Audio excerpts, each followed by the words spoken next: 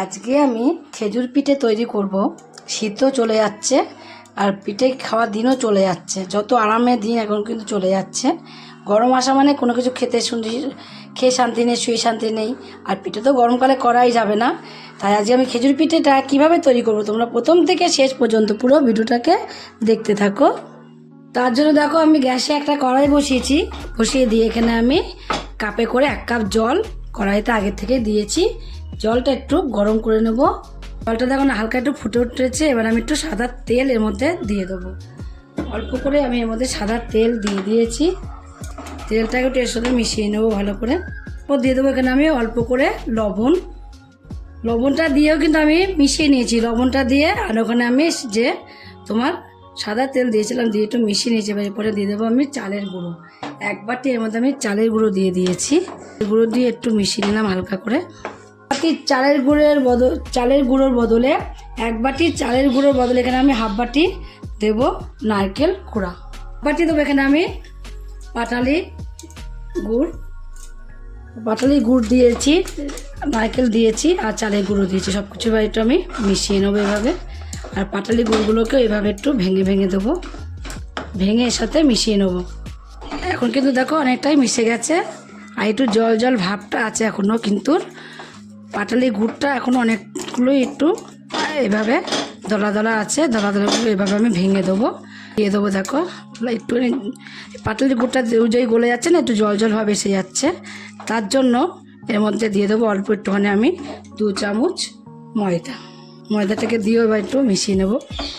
গ্যাসের ফ্লেম কিন্তু এখন আমি একদম কমিয়ে রেখে দিয়েছি, যে অফ করেও দিইনি। কিন্তু এখনও শক্ত ডো কিন্তু তৈরি হয়ে গেছে। এবার এটাকে এভাবে ছড়িয়ে দেবো। ছড়িয়ে দিয়ে কিছুটা সময় ঢাকা দিয়ে রেখে দেবো। ঢাকা দিয়ে রেখে এবার গ্যাসটা আমি অফ করে দেবো। আমি এখানে দেখো যখন কড়াইতে একটু ঠান্ডা হয়েছে তখনই নামিয়ে নিয়েছি থালার মধ্যে। নামিয়ে নিয়ে এবার হাতের মধ্যে আমি একটুখানি সাদা তেল মাখিয়ে নেবো। তোমরা সাদা তেলের বদলে কিন্তু ঘিটাও নিতে পারো। মাখিয়ে নিয়ে কিন্তু অল্প একটু অংশ আমি নেবো, নিয়ে হাতে ধরার মতো ঠান্ডা হলে কিন্তু নামিয়ে নিতে হবে। এবার অল্প একটু অংশ নিয়ে এভাবে আগে একটু গোল করে নেবো। গোল করে তারপরে এভাবে একটু হাতের দ্বারায় লম্বা করে নেবো। যেরকম আমাদের খেজুরগুলো খাই না আমরা, খেজুর হয় ঠিক সেরকমই কিন্তু করে নেবো। খেজুরের মতনই তৈরি করে নেবো। করে কিন্তু তৈরি করতে হবে।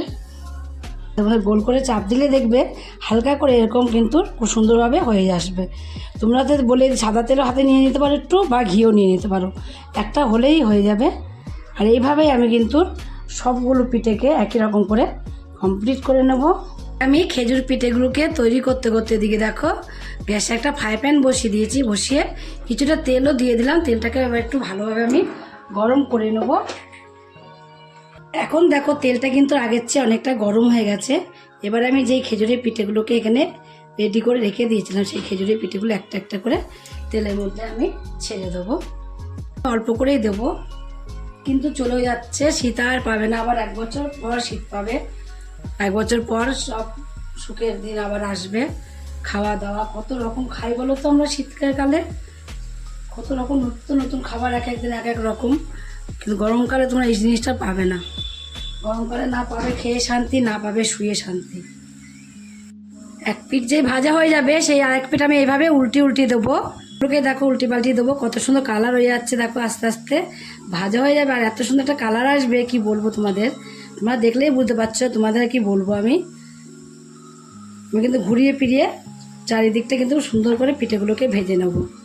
দেখো 2 পিঠই কিন্তু উল্টে পাল্টে খুব সুন্দরভাবে ভাজা হয়ে গেছে। যেই 2 পিঠই একটু সুন্দরভাবে ভাজা হয়ে যাবে চারিদিকটায় গোল করে দেখো, তোমাদের চারিদিকটায় ঘুরিয়ে ফিরিয়ে দেখিয়ে দিচ্ছি যে কীরকম ভাজা হয়েছে। যে যখনই ভাজাটা কমপ্লিট হয়ে যাবে তখনই এই ঝাঁঝরি হাতের মধ্যে আমি তুলে নেব। ঝাঁঝরি হাতের মধ্যে তুলে তেলটাকে ভালোভাবে ঝরিয়ে নেব। আমি তুলে নেব। কমপ্লিট হয়ে গেলেই তুলেও নিয়েছি। তেলটাকে একটু ভালো করে ঝরিয়ে নিতে হবে। আর এই সময় কিন্তু গ্যাসের ফ্লেমটা একটু বাড়িয়ে দিতে হবে।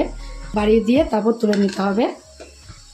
সমস্ত পিঠেগুলোকে দেখো কত সুন্দর ভাজা হয়েছে।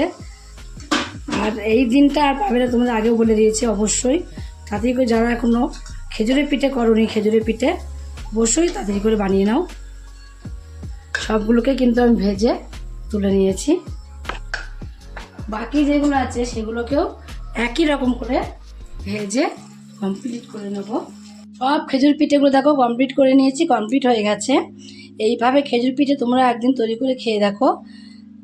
উপরটা এরকম দেখলে কী হবে, দেখো ভেতরটা একদম কিন্তু খুব সুন্দর নরম তুলতুলো হয়েছে, এত সুন্দর হয়েছে ভেতরটা কি বলবো। এভাবেই তোমরা না খেলে বুঝতে পারবে না কতটা সুন্দর হয়েছে। একদিন শুধু তৈরি করে খেয়ে দেখো, যদি রেসিপিটা খেয়ে তোমাদের কাছে ভালো লাগে আর তোমরা যদি ফেসবুক থেকে দেখো ফেসবুকের পেজটি ফলো করে দেবে, ইউটিউব থেকে দেখো ইউটিউবের চ্যানেলটি সাবস্ক্রাইব করে দেবে, পাশে থাকা বেল আইকনটিটা প্রেস করতে ভুলবে না, তাহলে নতুন নতুন রেসিপিগুলো তোমাদের কাছে তাড়াতাড়ি পৌঁছে যাবে। আমার চ্যানেল যদি কোনো বন্ধু দিয়ে থাকো সাবস্ক্রাইব করেনি, প্লিজ সাবস্ক্রাইবটা করে দেবে, সবার আগে তোমাদের কাছে নোটিফিকেশন ঢুকে যাবে। ছোট্ট করে লাইক করো, কমেন্ট করো, অনেক অনেক শেয়ার করো। নমস্কার বন্ধুরা, দেখা হবে আবার পরের রেসিপিতে।